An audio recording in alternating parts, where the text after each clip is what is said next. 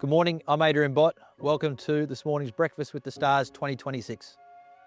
Great morning today just to be able to showcase for our owners some of the horses that are potentially upcoming for their spring carnival, the preparations, the races that they're targeting towards, and just a great opportunity to showcase to our owners this beautiful part of the world that we work in, give them a behind the scenes look at the education, the preparation of these horses, importantly being able to showcase some of the young stock that are coming through, the horses that are potentially going to carry the flag through for us in the new generation.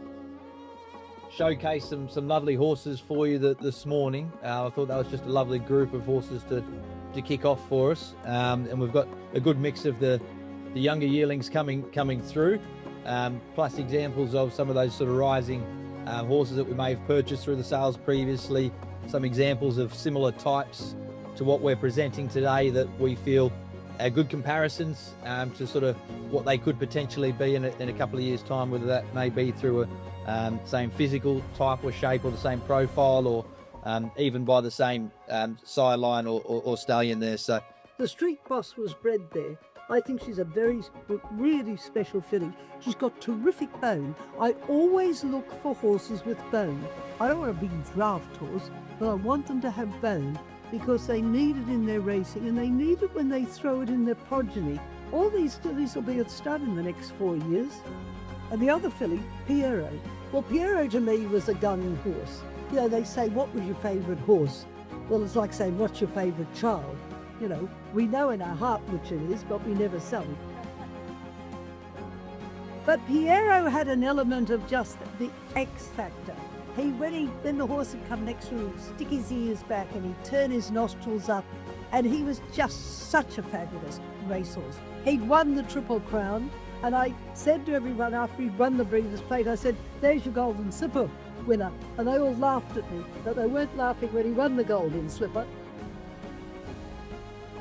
yeah, I guess that's the difficult thing, having so many options. I guess you can't be up, unfortunately, at every dance as much as you'd sort of like to be. So we've really got to just sort of forecast and see what we think is going to be the most suitable race options for that horse, and what's going to be their grand final and the best races in order to get them there. And each horse is going to be a bit different in the type of horse that they are, what their grand final is going to be, what tracks are suitable to get them there. They all need different preparations in order to get them there. Some may need their races spaced, some may need a lot of racing, some still may need the education. So they've all got varying structured sort of goals throughout the year, but as you said, it can be a bit difficult with the number of options open to us, and whether that be sort of through the autumn, winter, spring, and some of those, as we've seen with those horses, you can use the winter very successfully to springboard into the early parts of the spring in their campaign. But most of the horses we're showing you today, they're yet to race this preparation. They're all going to aim to be peaking sort of late October, November, with the options of having some races through Sydney here and some grand final options down in Melbourne later in the campaign.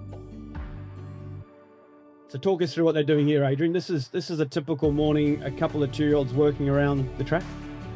Yeah, so just with the younger horses, like to keep them paired up, either working together or working in a group for education purposes, and just to sort of keep them nice and competitive, nice and focused in their work. So they're just at the top of the straight now, just having a canter this morning, but it's a purposeful canter this morning. They're working around nicely, strongly. As I said, we want them switched on and focused on the job.